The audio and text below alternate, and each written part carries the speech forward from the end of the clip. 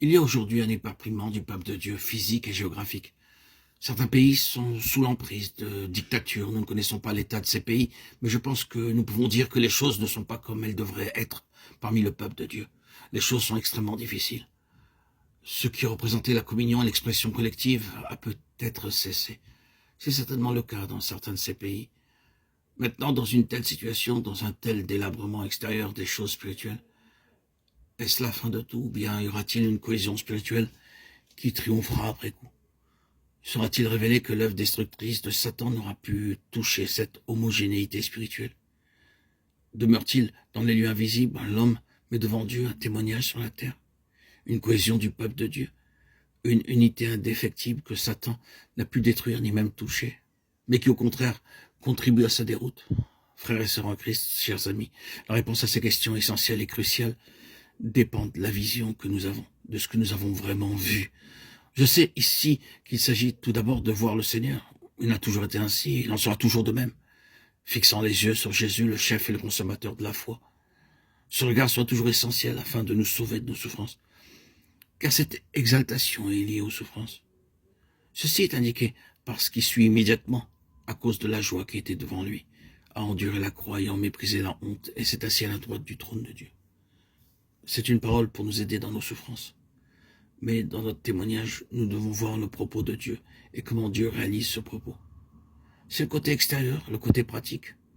Le regard en haut est directement lié à ce que nous vivons intérieurement dans la souffrance. Et notre vision du dessein de Dieu est liée à notre témoignage envers les autres dans nos jours de souffrance, de difficulté, d'adversité. La vision est la cohésion de la vie, et quoi qu'il arrive, que l'issue démontre et prouve que nous avons effectivement vu, non pas que nous ayons entendu ou lu un enseignement, mais que nous avons vu. La vision exige l'élimination du moi. Sinon, elle n'a pas de raison d'être. Elle ne pourra nous sauver, ni porter du fruit. Elle ne pourra en aucun cas accomplir son œuvre en nous. Si nous nous maintenons au premier plan, oui, la vision requiert l'absolue élimination du moi. Notre ego doit disparaître, se dissoudre, pour laisser place à la vision. Frères et sœurs en Christ, chers amis, auditeurs, auditrices, si vous ou moi voulons nous imposer dans la vision, nous la rendrons inopérante et inefficace. Nous devons absolument prendre notre place aux côtés du prophète Jérémie. Le prophète peut prophétiser, il peut implorer, il peut s'attrister, il peut souffrir intensément jusqu'à la fin de ses jours, mais il ne verra jamais aucun fruit. C'est ici le test que Jérémie a subi. Il était promis à un échec, son ministère était voué à être le plus impopulaire de son temps, personne ne l'écouta, et après de nombreuses années, des pires souffrances, tout ce qu'il pouvait espérer voir était l'accomplissement de ses prophéties les plus sombres. Quant aux fruits de son ministère envers l'Éternel, il n'en vit jamais aucun.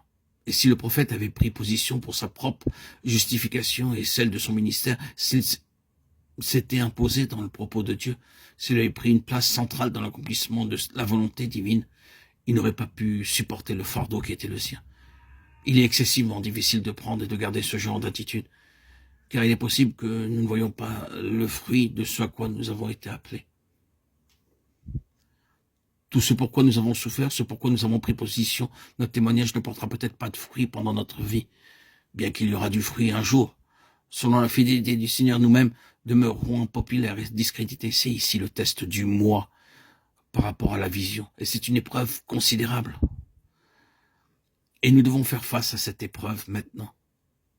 Sommes-nous prêts à aller jusqu'au bout des choses sans raisonner sur quoi que ce soit, étant simplement fidèles et acceptant même de mourir sans avoir eu aucune connaissance du résultat? Sommes-nous prêts à anéantir cet ego? Sommes-nous prêts, sachant que si nous avions pris une autre voie, nous aurions alors mis en péril le but de notre appel et aurions enfreint ce qui était cher au Seigneur en nous? Sommes-nous prêts à ne rien voir du fruit de notre labeur, à n'avoir aucune place de choix, à n'avoir aucune reconnaissance, et tout de même à demeurer fidèle? Voyez-vous, la vraie vision a de telles exigences sur nous.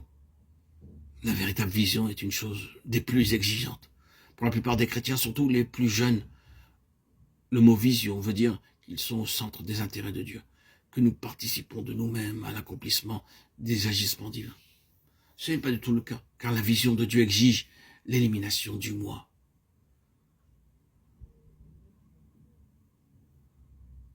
N'était-ce pas l'exemple du Seigneur Jésus? N'était-ce pas l'objet même de la tentation de notre Seigneur? La tentation du Seigneur par Satan au début de son ministère. N'était-ce pas ici l'essence même de sa victoire sur l'ennemi lorsqu'il prit cette position? Les royaumes de ce monde et leur gloire, oui, mais par la croix, par la voie de la souffrance, par le moyen du chemin impopulaire, par le biais de la répudiation, par les hommes. S'il avait tenu une place prépondérante personnelle dans le plan de Dieu, il n'aurait pas été au bout.